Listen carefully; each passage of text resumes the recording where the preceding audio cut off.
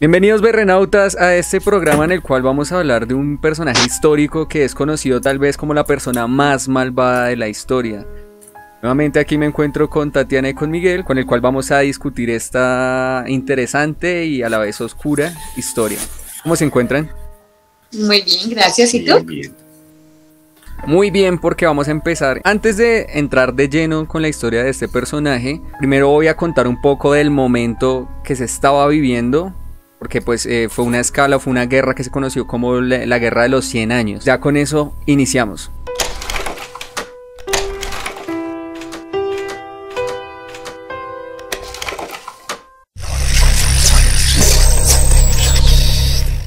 El protagonista de la historia que relataré a continuación tiene alta participación con un momento bélico e histórico que tiene su génesis en mayo del año 1337.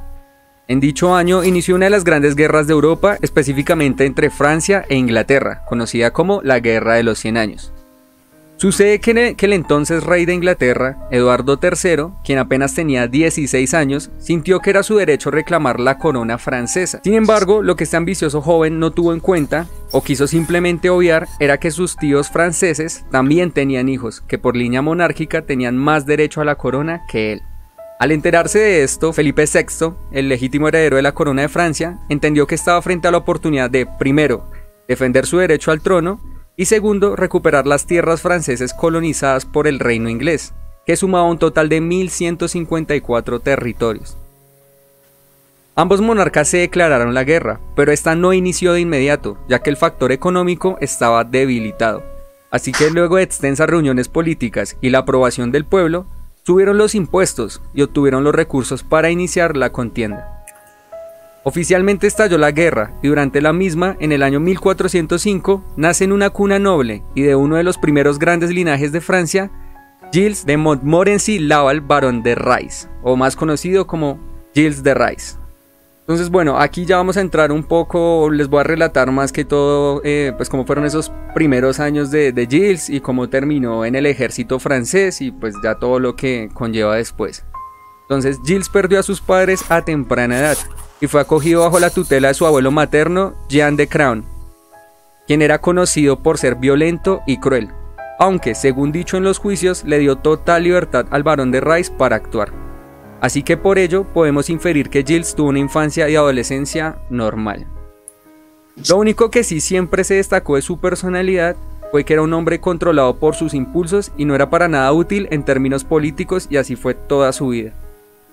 Pasaron los años y Gilles se casó con su prima Catherine Thouars, por sugerencia de su mismo abuelo, quien planeaba obtener los castillos de la familia Thouars, y el decir que se casó significa que en realidad la secuestró y la obligó a casarse con él. Pero pues era muy normal en esa época que entre familiares se casaran porque eran, pues... De hecho, lo feos que son los reyes se debe a eso, a que... O sea, por la endogamia. De toda Europa. Sí. Y también pasaba con los egipcios. Pues los por antiguos faraones y todo eso.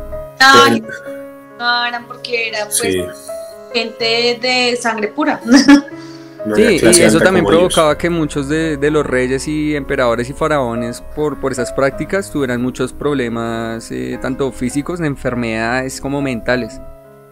Porque pues, claro, al estar ahí entre el mismo clan, cada vez como que los que seguían naciendo, cada vez tenían más problemas y genéticamente estaban mal. Sí, por favor, no se sigan casando con sus primos. Dejen a los de Monterrey tranquilos. Y bueno, entonces sí, la obligó a casarse, y pues todo esto hacía parte del plan de su abuelo Craon. Pues que igual forma, así el abuelo lo haya obligado, Gilles también pues de cierta forma aceptó, así que eso no le quita peso a su delito. Entonces desde entonces pasó casi una década para que Gilles tuviera descendencia y fuera escalando y armando una reputación en el ejército francés, comandado por Juan V y bajo el mandato del rey Carlos VI. Transcurría el año 1429 y fue entonces cuando de repente la intervención de una joven campesina cambió la vida de Gilles para siempre. En este punto es importante decir que pasamos de una trama bélica a una historia que toma una gran relevancia religiosa e incluso mística si quieren.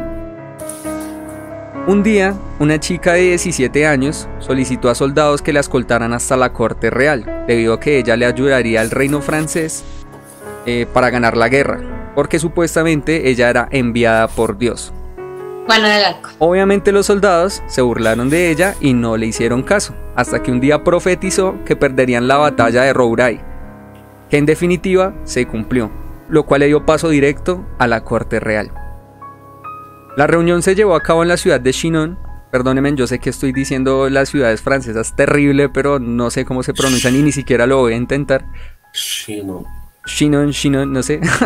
Entonces allí fue donde fue recibida por Carlos VII, futuro rey de Francia. Aquella joven campesina se presentó como Juana de Arco y contó todas las visiones que había tenido desde hace años, en donde a través de Miguel Arcángel, la Santa Margarita y Catalina de Alejandría, Dios le decía que debía dirigir al ejército francés a la victoria, acompañada del Delfín, título concedido a Carlos VII. Aquí lo gracioso es que todos la vieron muy flaquita, delgadita. Es que era una típica chica campesina ordinaria. Sucia. yo creo que el mayor defecto que tenía era ya ser mujer en la época, para que no le creyeran.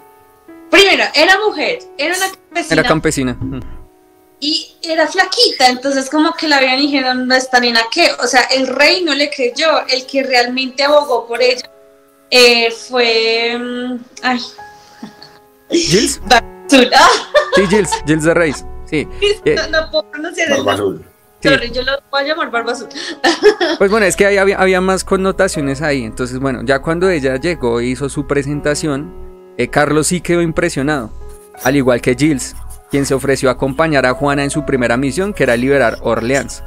Entonces, ¿qué pasa? Lo que pasa es que en ese momento el reino francés ya había tenido muchas derrotas. No podían contra los ingleses y sobre todo en Orleans era prácticamente perdido. Habían intentado absolutamente todo. Habían agotado todos los recursos, todas las tácticas. Y cuando de repente llegó Juana y les dijo como que ella era capaz de ir y que como era enviada por Dios iba a lograr liberar al reino de... bueno, a la ciudad o el estado de Orleans. Entonces pues ya realmente Carlos no tenía nada que perder, ya todo lo había perdido, o sea, ¿qué más le daba mandar a otros soldados con esta chica en esa misión suicida?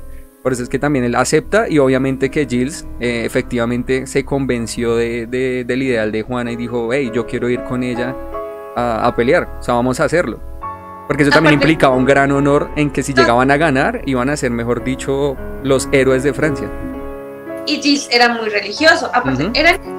O sea, en esa época era normal que un soldado tenía 14 años, 16 años, o sea, como su edad más adulta. Sí. Y él realmente era muy, muy religioso y muy creyente de todo lo que era espiritual, por decirlo así, paranormal, no sé. Entonces, no, de una le creyó a Juana de Arco. Claro. De una le creyó, o sea, fue como, yo te creo. Vamos a hacerlo, efectivamente. Y tomaron entonces las tropas, la batalla se libró y Juana fue un gran diferencial, puesto que tras repetidas derrotas, por fin obtuvieron la inesperada victoria. Y lo más sorprendente fue que en una campaña que llevaba meses, fue completada con la joven de Arco en tan solo 8 días. Gilles continuó peleando al lado de Juana, y siguieron obteniendo resultados favorables para el reino francés, al punto que con tan solo 25 años, Gilles fue nombrado mariscal de Francia, un rango militar muy importante concedido a generales excepcionales en aquella época. Lo gracioso es que Juana, por ejemplo, nadie creía en Juana porque a Juana le quedaba grande la armadura. La armadura, era una mujer y aparte era flaquita, era una campesina. Entonces le quedaba muy grande, entonces como que sí era un poco de burla, pero realmente pues yo no sé, yo creo que de pronto sí hubo algo espiritual ahí porque la niña... Sí. Pues es que Gilles, pues primero Gilles era un muy buen soldado, un muy buen guerrero, un muy buen general. Lo que siempre se criticó a él era que a la hora de tomar decisiones políticas sí era... es como muy tonto para eso. Muy poco diplomático. Exacto, no era diplomático, pero él como guerrero y como general no se le podía discutir nada. Entonces él sí tuvo que ver mucho con todas las victorias. Sin embargo, ese hecho de que como que Juana los inspirara y todo eso también tuvo que ver. Sí se ve ahí cierta mano externa, mística, si lo quieren ver, de por qué de repente cuando llegó Juana comenzaron a ganar.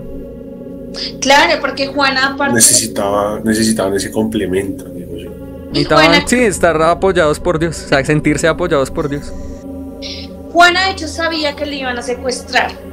Ella sabía que le iban a secuestrar, pues ella como que lo intuía, y fue esa vez que Giles no fue con ella y fue cuando la secuestran. Exacto. Y ¡qué loco! O sea, exacto, ya vamos para allá. Entonces, exacto, entonces pues así pasó el tiempo y el barón de Rice había amasado una fortuna, disfrutaba de sus privilegios militares y el reconocimiento de la gente como héroe nacional, cuando fue impactado por una terrible noticia. Pues como bien sabemos, la felicidad es efímera y Juana había sido atrapada por los ingleses y el rey de Francia aún no decidía si pagaría lo necesario para liberarla. Lleno de ira contra el rey y contra sí mismo por no estar con Juana en todo momento, y digamos ahí sí cabe aclarar eso que decíamos, Giles admiraba y amaba, pero o sea, este amor no es un amor como romántico, un amor pasional, sino, o sea, un amor como... Un amor por admiración. Exacto, como un amor hacia alguien que uno admira, que uno aprecia, porque él la consideraba y la llamaba la santa. La consideraba una santa. Exacto. Es alguien a quien uno siente superior, un amor platónico que va más allá de lo que uno puede alcanzar. Y no solo eso, y que también él apreciaba mucho porque cuando él estaba al lado de ella, él sentía que era grande e invencible. Y que también admiraba que detrás de esa figura, como decíamos, débil, escuálida, se encontraba un espíritu implacable. Entonces todo eso llenaba totalmente a Giles y lo hacía sentir poderoso, y eso también él lo amaba. Giles era demasiado religioso y todas las creencias religiosas que había en esa época, él las creía. O sea, él creía que si no era, digamos, que no le rezan al muerto antes, no, al enfermo antes de morir, entonces su alma queda pensando... Estaba condenado.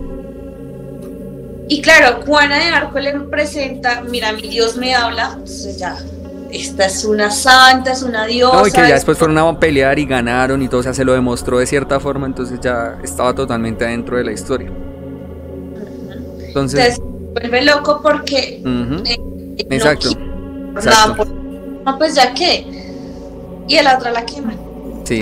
Entonces el encolerizado barón de Rice llamó a todos los hombres a su mando y planeó el rescate de la joven milagrosa.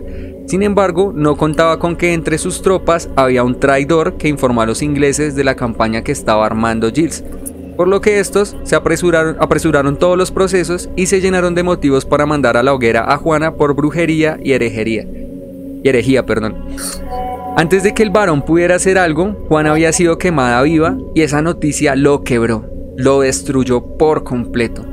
Para ese momento cesaron las batallas, ingleses y franceses habían hecho una tregua, así que Giles no tenía nada más que hacer y tampoco le quedaban ganas.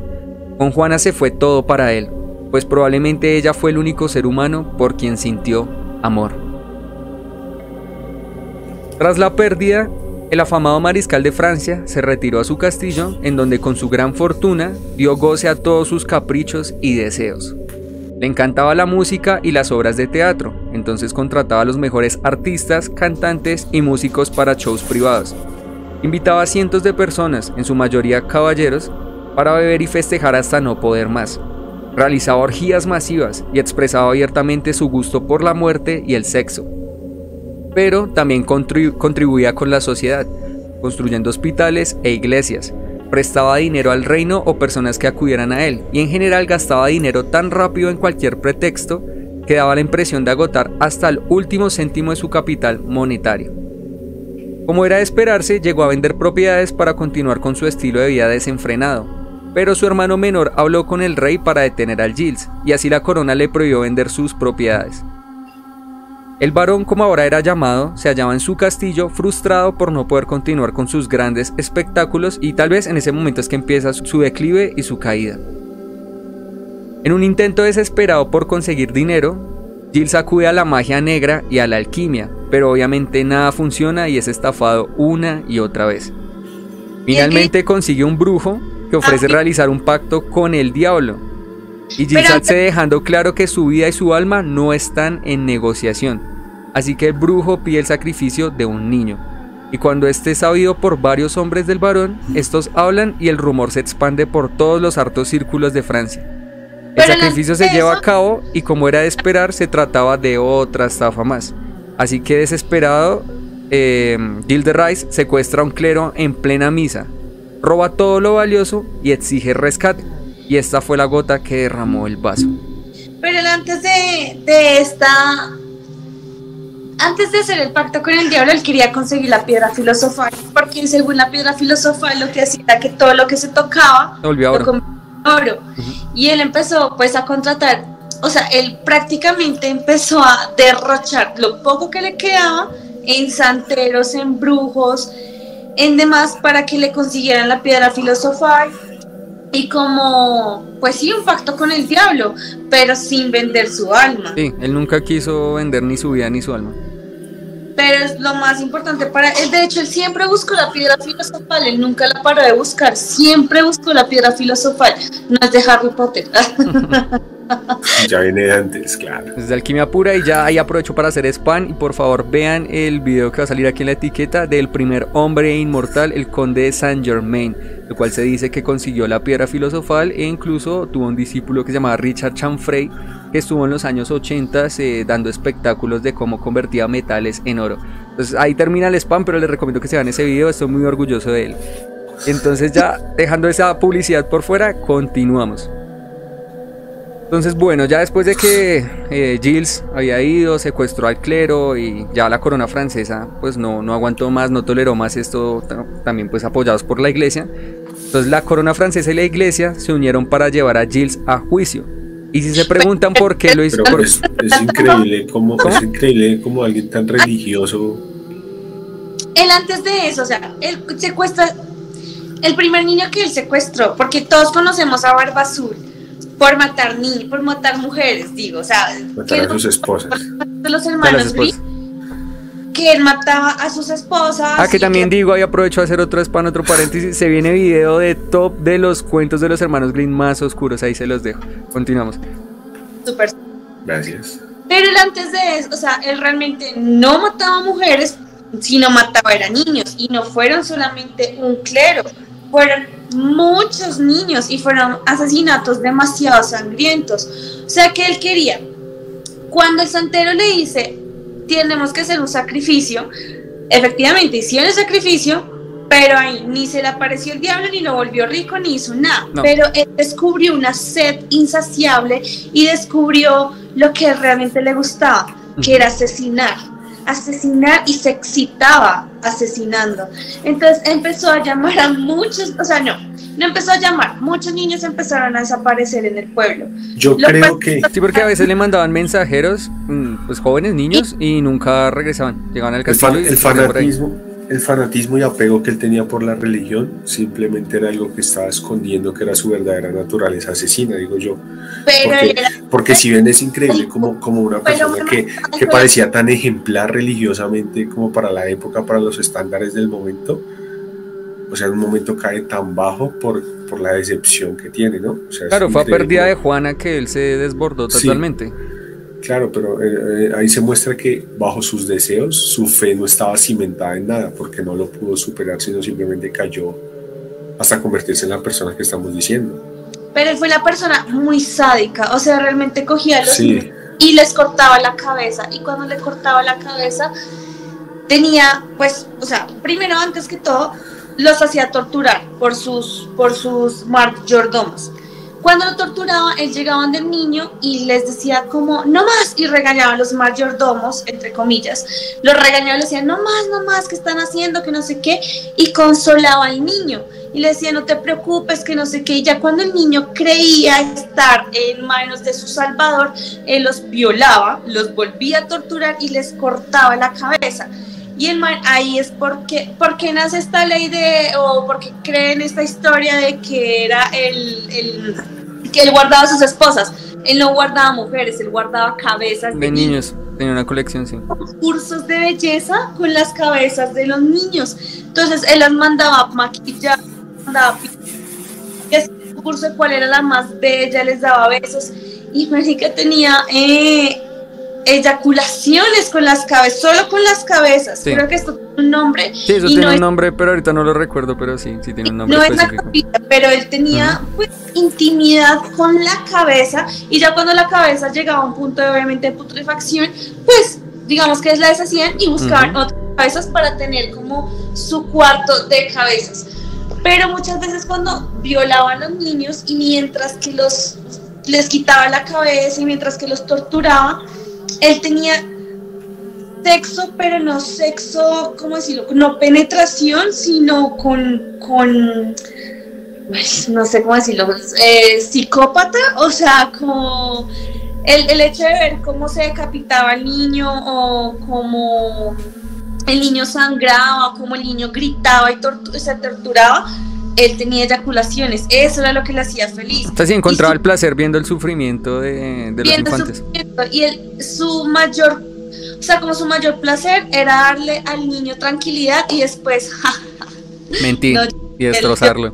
El verdadero sádico acá. Exacto. Fue muy sádico, realmente fue uno de los peores. Claro, y lo peor es que eso se conocía, o sea, se sabía que estaba todo ese rumor de que todos los niños que llegaban ahí alrededor del castillo él desaparecían, que ya se sabía que él, o sea, ya era totalmente público que le había sacrificado a un niño en su afán por otra vez obtener riqueza y demás.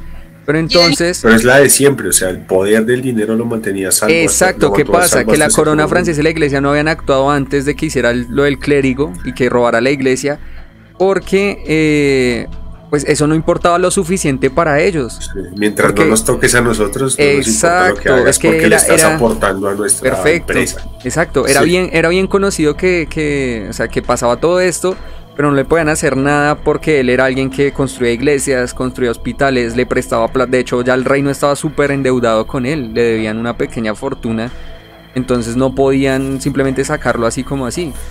Y en el momento... Tenía miedo, a él le tenían miedo, porque... Claro, y es que era el mariscal de Francia y además era héroe nacional, así que también estaba apoyado por el pueblo. Sí.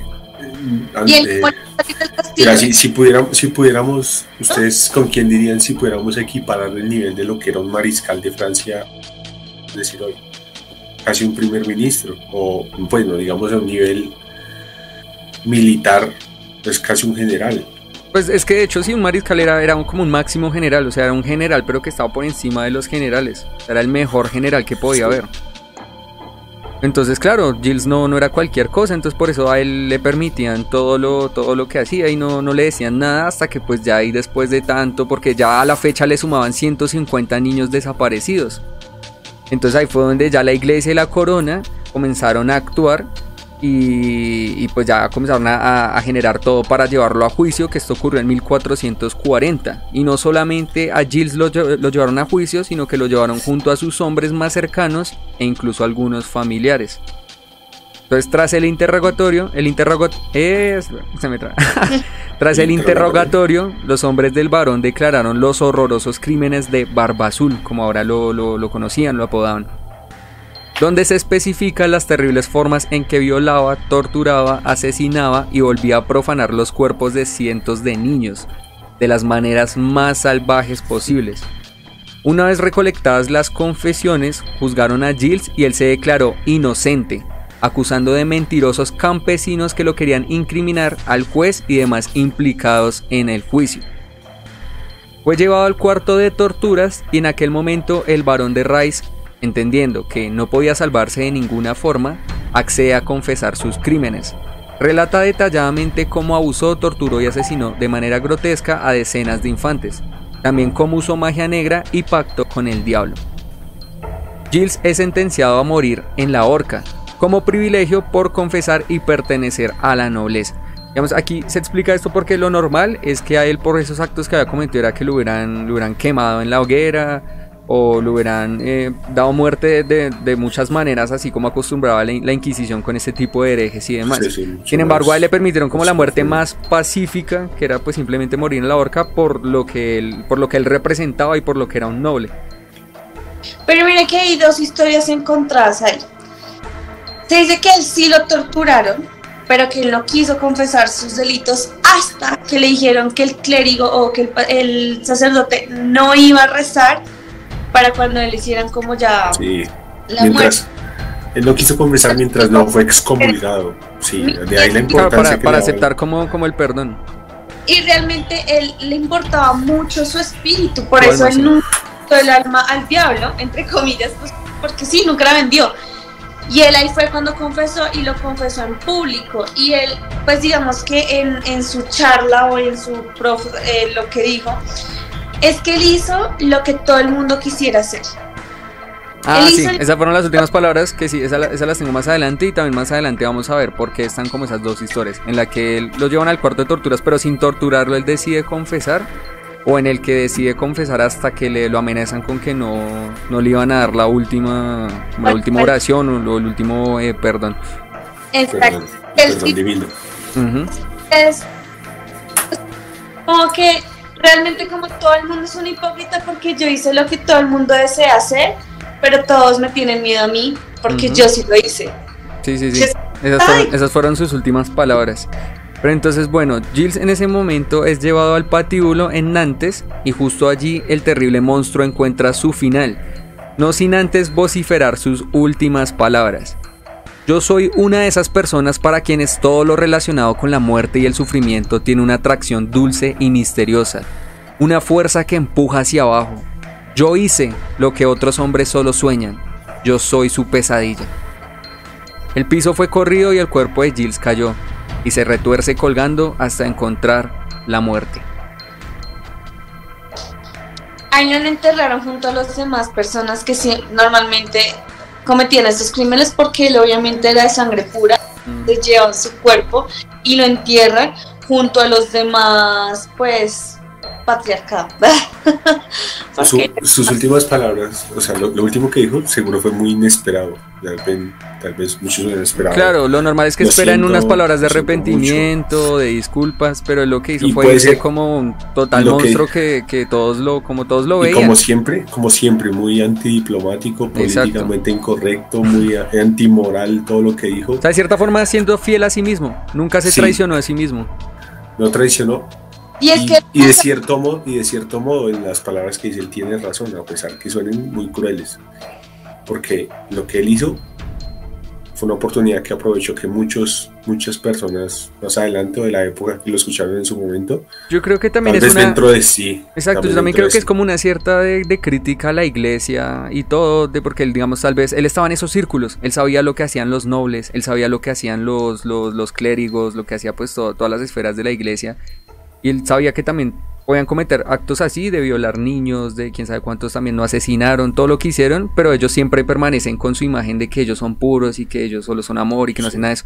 Y él sí no tuvo... el ejemplo de la sociedad. Exacto, y ahí él no tuvo nada en decir, sí, yo soy el monstruo que ustedes dicen y a diferencia de ustedes, no soy hipócrita para negarlo. Sí, ya no necesito mantener mi imagen, ustedes siempre van a querer mantener. Exacto. Fue de cierta forma una crítica también hacia ellos y también como pues impulsando ese miedo que sentían hacia él para morir así grande, sintiéndose grande. Seguro les dolió esa verdad dentro de sí. Claro. Y es que era un monstruo lo peor, o sea, tener un reinado de cabezas, o sea, imagínense no tener dentro de un cuarto, porque el man pues tenía mucha plata y obviamente...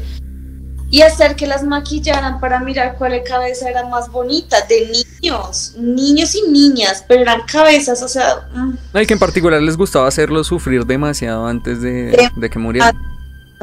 Pero entonces ahí es donde viene una parte que me gusta, que es el momento en donde se invierten las cosas. Y es que pasa si les digo que tal vez el Barón de Rice no es el monstruo que la mayoría cree, sino que fue víctima de un complot para salir de él y repartir su riqueza entre la corona, la iglesia y uno que otro noble. Y esto no lo digo porque sí. Si se mira bien la historia podemos analizar lo siguiente. Esto es algo que no hemos comentado antes, pero pues que en este punto es importante, y es que Giles era homosexual. Por eso era que le gustaba estar en fiestas solo rodeado de hombres, y él siempre dijo que prefería la compañía de hombres al de una mujer. De hecho, la única mujer con la que le gustaba estar era con Juana, y por eso decíamos que él sí sintió un amor por Juana, pero no era un amor romántico ni pasional, era un amor diferente. Era un amor porque él la admiraba, porque la consideraba cercana a Dios, que era una santa. Entonces era algo totalmente diferente. Exacto, pero Giles en verdad era gay, solamente que en ese tiempo no lo podía aceptar así súper abiertamente. Entonces, pues imagínense, ser homosexual en pleno siglo XV. Tras del hecho, la corona le debía una pequeña fortuna. Se había convertido en un fiestero sin escrúpulos, lo cual abiertamente afectaba la imagen de la nobleza. Además realizó uno que otro trato con brujos y alquimistas, así que la iglesia también lo miraba ya con malos ojos. Y además, en vez de que Giles prestara su dinero sin control, era mejor que ese dinero estuviera en manos de alguien más. Pero para hacerlo tenían que asesinarlo. Pero como era tan reconocido como héroe nacional, debían hacerlo convirtiéndolo en un villano. Así el pueblo no protestaría, sino que estaría todo bajo control. Si esto todavía no los convence, entonces vamos a las pruebas de su juicio.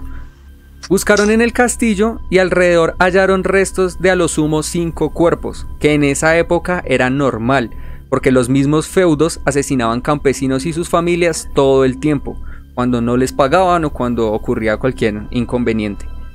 De resto, las demás pruebas fueron testimonios de hombres que fueron torturados de maneras horribles como acostumbraba la Inquisición católica y que, les recuerdo, torturaban no para conseguir la verdad, sino para que les dieran la razón en sus acusaciones.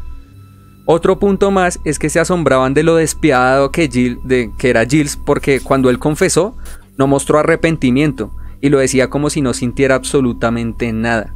Bueno, y si él actuó de esa forma porque en verdad no hizo nada de lo que lo acusaban y solo dijo lo que ellos querían para así tener una muerte relativamente pacífica. Porque si recordamos, lo primero que él hizo en juicio fue declararse inocente y llamar mentirosos a todos, pero luego de ver la tortura por la que iba a pasar y que no iban a parar hasta que él se declarara culpable, entonces ahí fue donde decidió saltarse el punto de la tortura y confesar para que lo dejaran tranquilo. Además pidió que solo lo castigaran a él y no a sus hombres, porque todo lo que pasó pues fue obra solo de él y de nadie más. ¿Acaso un monstruo desalmado pediría esto? Es verdad que Giles no era un santo y tal vez ni siquiera era un buen hombre, pues creció en un círculo de violencia y amaba la batalla. Le gustaba asesinar y hacía lo necesario para cumplir sus objetivos sin importar qué vida o sacrificios debía hacer. Pero tal vez, solo tal vez, no es ni de cerca el monstruo que nos quieren vender. Entonces, bueno, ¿qué piensan de eso? Y bueno, es donde para mí toman más sentido las últimas palabras que dice. Trato de decir, yo soy reconocido, millonario, homosexual, y ustedes me están asesinando por esa razón, y no porque yo sea una mala persona. Pues él dice, yo soy su pesadilla. Eso diría yo. Puede ser, aunque... No sé, el man también está muy loco, o sea... Por eso digo, el man no estoy diciendo que sea buena persona, no estoy diciendo que sea buena persona. El man mató a cientos y el man sí sacrificó cuando lo tuvo que hacer para recuperar eso. Pero tal vez era mentira o ya la iglesia y la corona conspiró para decir que él era, mejor dicho, el peor humano que pisó la tierra. Pedófilo, necrófilo. Era pedófilo, necrófilo, brujo, hereje. Mejor dicho, todo lo malo que puede existir en el mundo se lo colocaron a él. Todas las leyes que existían. Exacto, y precisamente le debían plata, precisamente, exacto, precisamente, o sea, todos, o sea, les convenía que Giles saliera totalmente del juego. Les convenía. También que se la pasaba haciendo fiestas gays, hacía orgías gays, y obviamente todo eso, y él siendo de la nobleza, siendo el mariscal de Francia. Eso escandalizaba a cualquiera. Exacto, eso no le convenía ni a la iglesia ni a la corona. Sí.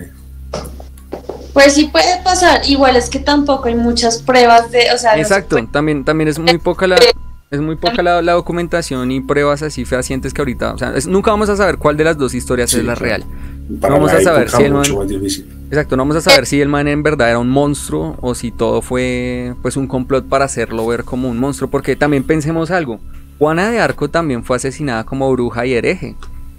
Y actualmente todos reconocemos que en verdad fue una chica que, bueno, ya sea enviada por Dios o no, fue una chica que contribuyó en muchos aspectos positivos y ahora ella es una heroína nacional de Francia.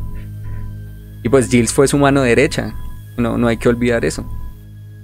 Sí, tal vez alguien tan sabio, tal vez como Juan, hubiera podido identificar, o sea, alguien tan terrible como lo describen. Y más si era enviada por Dios, o sea, porque Dios haría que su heroína o su elegida peleara al lado de un demonio prácticamente. Sí, nunca lo había pensado en esa manera, pues. Yo tampoco, porque yo siempre compré la idea del que nos habían vendido, de que él era un completo monstruo degenerado, pero pues ahora viendo las cosas en perspectiva, puede que no. O sea, puede ser que sí, sacrificó a alguien porque quería él, pues, la fama, o sea, no la fama, quería dinero. Sí, quería recuperar su dinero. Pero él nunca vendió su alma al diablo, nunca lo quiso hacer, y sí, eso suena raro porque, digamos, pues, o sea, matas niños, haces concursos de cabezas, pero no vendes tu alma, o sea, sí, eso está raro. Sí, o sea, eso puede ser de alguien re loco, pero también puede ser de alguien que simplemente le metieron todas esas historias y crearon prácticamente una leyenda con él.